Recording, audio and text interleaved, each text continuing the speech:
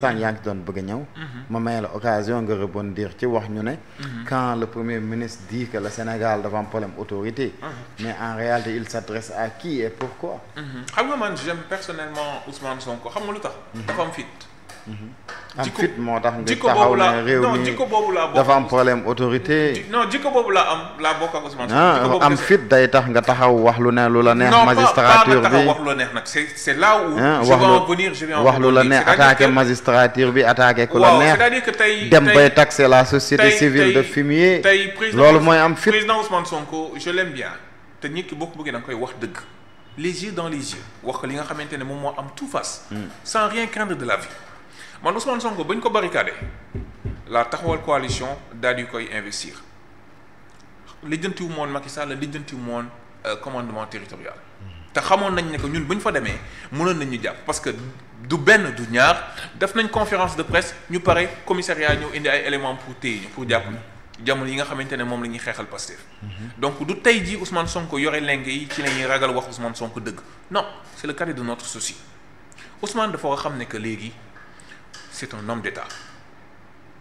Il n'est plus opposant. Même s'il s'oppose, qu'il s'oppose à son intérieur par rapport à ses idées, à ses convictions, aux besoins ou bien aux préoccupations de son parti, mais de manière républicaine. Actuellement, Ousmane Sonko n'est plus un opposant. C'est le Premier ministre de la République. La République, ça concerne ceux qui ont voté pour Diomaye et ceux qui n'ont pas voté pour Diomaye. Ça concerne ceux qui aiment Ousmane Sonko et ceux qui n'aiment pas Ousmane Sonko. Ça concerne les Sénégalais et même l'ex-président de la République. Donc Ousmane dafa war a xam ne que jamono ji dafa am communication bu mu war a yor te communication bu waratul nekk communication buy féewale wala communication boo xamante ne day gaaruwaale wala communication boo xamante ne day jëm à l'endroit du président de la République non dafa war a nekk communication xam ne day boole day renforcer jëmmu état. day gën a dooleel état day gën a rassurer ñi nga xam ne ñooy investisseurs étrangers yi day gën a renforcer suñu diplomatie gën a renforcer suñu image ba sénégalais bu génn ministre bu génn ñu jox ko lépp luy honneur république loolu Ousmane Sonko war def man je ne suis pas d'accord avec la sortie qu'il a fait je ne suis pas d'accord et ça je le dis te képp koo xamante ne tu es un fonctionnaire de l'État un haut fonctionnaire doo ko rafetlu parce que en fait c'est notre premier ministre qui a été sorti même si c'est sur une tribune politique instant bii du waru politique je te l'ai dit mon cher politique nañ ba jël réew mi politique nañ ba jël assemblée qu'on se mette au travail effectivement des problèmes internes fu ne lay am jëkkër ak jabar sax sori na sax làmmiñ ak bëñ sax dañuy laale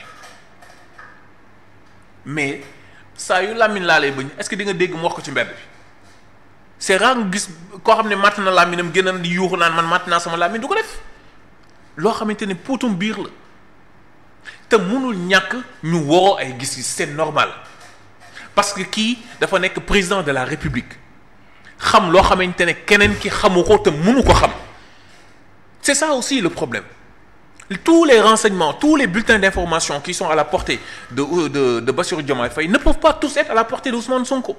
C'est ça la vérité mënul nekk. si c'est Diomaye c'est Sonko. non attention. non attention c'est-à-dire dafa am yoo xamante ne c'est ce qu'on appelle des informations secret défense.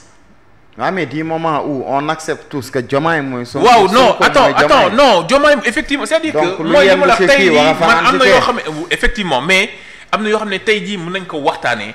am na yoo xam ne dama la koy junj. mënul ma la ci wax lu bëri. parce que tey jii qu'on le veuille ou non. Président de la République, Bassirou Diomaye Diakhar Faye, c'est lui qui a été élu. Il a été élu, on peut dire, par la grâce de Dieu. Parce que même beaucoup Ousmane Sonko tànnoon te neexul sunu borom Diomaye du nekk président. waaw ndaxte yàlla mënoon na def li gën 2 jours avant élection yi wala beneen situation am. mais sunu borom moo ko fi teg. donte nag ci tànneefu Ousmane Sonko la. te loolu ñun ñëpp ñu ciy d'accord mais ci tànneef googu nag nañ ko bàyyi mu doxal avec la conscience tranquille c'est de cela dont il s'agit. foofu man je coupe la poire en deux pour dire au président de la République doxalal fais focus pour dire au président au premier ministre Ousmane Sonko doxalal fais focus il y a les besoins qui sont là les Sénégalais nous attendent rawatina jamono mënd gi nga xamante ne moom lañ nekk tamay rafetlu génnam gi mu génn bërki dem fee ci Touba c'est ça dont on a besoin qu'on quitte le prestige des bureaux muy moom muy ministre de l'éducation nu ma tudd ci sax Guirassy na génn ci bureau yi bàyyi costume yeeg cravate yi sol t-shirt jean wàcc ci terrain bi. Les écoles en ont besoin, les enseignants en ont besoin. C'est de cela dont il s'agit. Lii nekkatul de gouvernement de rupture, c'est un gouvernement de combat. Et on doit combattre contre ce problème de l'économie. On doit combattre contre cette vie chère. C'est de cela dont il s'agit. Léegi nag su mu jëmee nag entre pour terminer rapidement ci coow loolu nga xam ne moom entre président de la République ak kii. xam nga ñun ñëpp xamuñu woon ne coow am na.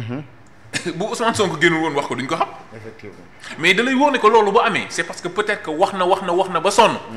gisul réaction moo tax mu génn wax et moom d'ailleurs il l'a dit le premier ministre il l'a dit mais nag rafetlu ma génnam. mais. lii xew mënoon na xew te du ko xamal kenn. parce que li mu def nii je te dis bu jàppee ne que moom Ousmane Sonko day fragiliser Bassirou Diomaye Faye day nax boppam de. parce que Bassirou Diomaye Faye li ko wax ak Ousmane Sonko def na ko mooy lan def na ko premier ministre wax na ko publiquement ne ko lépp lu ma mën a def ba nga mën fi toog muy 2029 wala saa yoo ko bëggee dinaa ko def ngir nga toog fi parce que yow laa ko yéene jur na doom tuddee ko yaayam mais sëñ bi foofu nga mën a yem moo lay wan ne que tey jii ci bëgg-bëgg suñu borom nangalu suñu borom yaa ma tànn ma toog fi waaye fi ma toog nii man yow laa ko yéene maanaam toog naa fi sax waaye bu doon sama sago suba mu jóge fi yow nga toog fi mais nag kooku bàyyi ko nag mu toog ak sago. waaw mais loolu aussi bu ko bëggee yomb na. non mais mënul yomb parce que Sénégal ba mu nekkee Sénégal ba léegi mosoo gis président de la République bu démissionné mosul am. waaw mais lépp loo gis am na première. waaw non am na première mais nag du fi mus a am. waaw parce que situation bi ñu toog non situation mais lépp loo gis am na première mais je te donne un exemple. bu ko bëggoon aussi mun na ko def. je te donne un exemple tey jii dama lay wax exemple.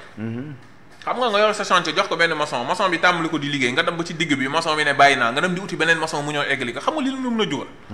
maçon bu njëkk bi li mu jot a liggéey ci chantier bi li mu jot a def ci stature bi fi mu teg fondation yeeg ñoom seen nga foog ne maçon bi koy remplacer moom dina ko mën a def dana ko mën a xam tey jël temps toogaat di étudier waat di xoolaat mais loolu c'est une perte de temps pour les Sénégalais. mais bu dee réeroo amul woon perte de temps mun na. non réeroo amul ñàkk réeroo ci cadre rek mu mën a am peut-être mais pas réeroo ci gis. parce que ñoom ñaar ñëpp Sénégal moo leen intéressé bu ñu quitté le sang de Diomaye ak Sonko. ñu ñëwaat dans la coalition.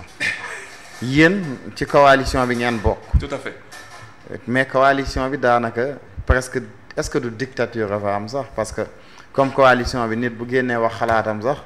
Tata Aïda da lay génnee ci groupe WhatsApp bi. da nga koy confirmer. non pas dictature c'est-à-dire qu'il faut comprendre une chose àdduna loo gis dafa am ay règles et règles yi par éthique et par déontologie mooy que le linge sale ça se lave en famille tey jii. gisuma Sénégal luñ fi mënut a waxtaanee. même Ousmane Sonko ak Macky Sall ñoo toog waxtaan. kon Sénégal luñ fi mënul waxtaanee amul. sëñ bi Ousmane Sonko ak Macky Sall même ñoo toog waxtaan Sénégal luñ fi mënut a waxtaanee amul ñun ñëpp jot na fi mu ne nii ñu jël suñuy intérêt personnel teg ko ci suuf jiital Sénégal muy Pastef muy coalition Diomaye président nañu teg lépp ci suuf jiital Sénégal. joxante loxo jàppale Sonko jàppale Diomaye Faye ñu liggéey Sénégal nee naa la Thierno Malick waxtu bii nekkatul jamonoy wax nekkatul sax jamonoy wër ci plateau yi di wax déedéet jamonoy job la ngir nit ñi mën a coob Sénégalais dañ sonn wax ji sew yi dañ cee sonn les gens sont fatigués des détails saa yu ñu xëyee ñu am lu ñu jox léegi nag ci lu jëm ci wàllu coalition Diomaye dafa am lu ñu woowee charte. bi nga xamante ne moom moo ñu non am na charte. je te dis coalition bi non am na charte man je te dis parce que ci coalition bi man xam naa ne coalition boo xamante ne même Ousmane Sonko neen leen man vraiment. waaw loolu ça n'engage que Ousmane Sonko. loolu léegi gis nga les 10 Ousmane Sonko. par rapport politiquement on dirait que yéen coalition bi forcing lay def. politiquement ci lu jëm ci coalition Diomaye président li Ousmane Sonko wax ça n'engage que lui. mais on dirait que cette coalition là. mbir bi dafa nekk di.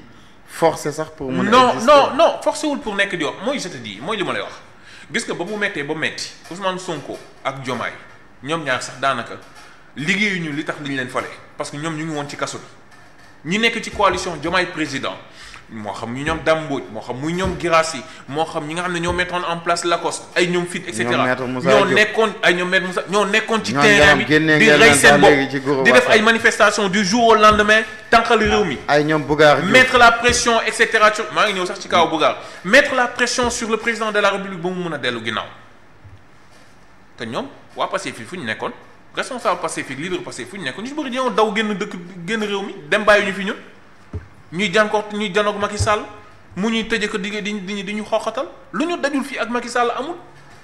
kon nag tey jii coalition Diomaye président leader yi fa nekk Pastef leur doit du respect te le respect ça ne se